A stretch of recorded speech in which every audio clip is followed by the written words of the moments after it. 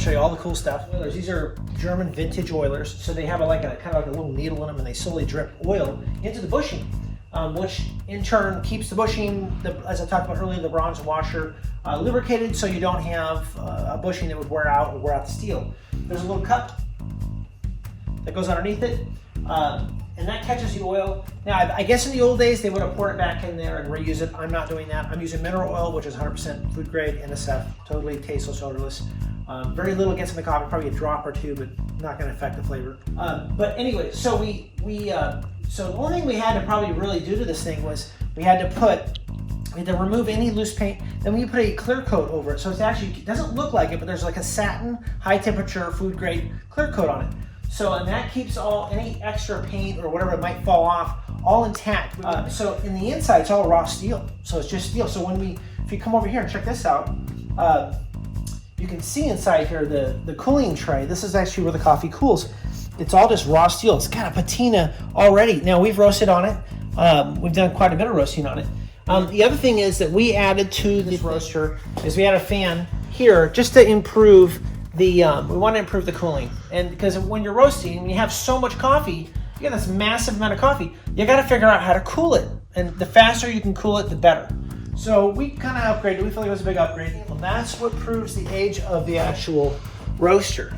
The interesting history about this roaster and about all ProBat coffee roasters. In World War II, we leveled most of the factories in Germany, and we also leveled ProBat. What happened was they lost all their history, lost a lot of documentation about the roaster.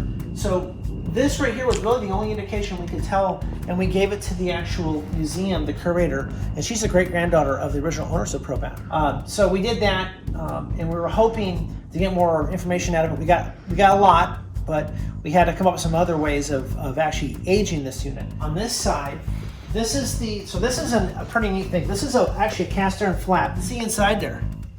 But what's neat about it, come over here and I'll show you something that's really cool. This lever.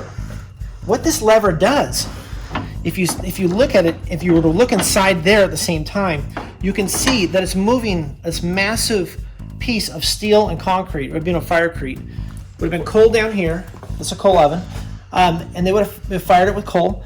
And then you would regulate temperature by moving the slab in and out. So it would allow heat to go up, or you would close it off and heat would not go. A little information about this is they probably fired the coal oven many, many hours before they actually roasted. All the old pipes, they were in pretty poor shape. We basically removed all the old pipes that weren't, or didn't use the old pipes that weren't any good, and we replaced the pipes that are good, or that we replaced pipes with better pipes. So this is our diversion pipe. This is our primary exhaust pipe that goes into this unit, and this is our chaff collector, plus it's our afterburner. So this is new. So we had to build this. We had to have it built.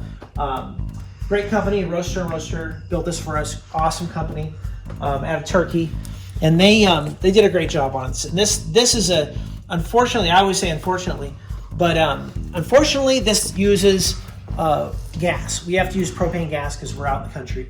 And we burn the smoke before it leaves. So we want to make sure to be a good environmentalist, good stewards to our environment. But that's the little pellet burner, and it's pretty neat. So this is a hardwood pellet. So this is a blend of 3 pellets, or blend of 3 types of woods, hardwoods. The reason why it stays together is they take sawdust, and they'll take virgin sawdust.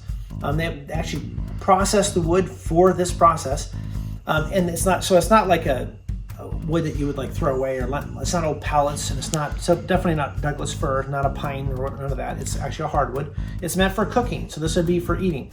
So but this produces this incredible shape by pressure. So it goes through, it's basically sawdust pushed through a die.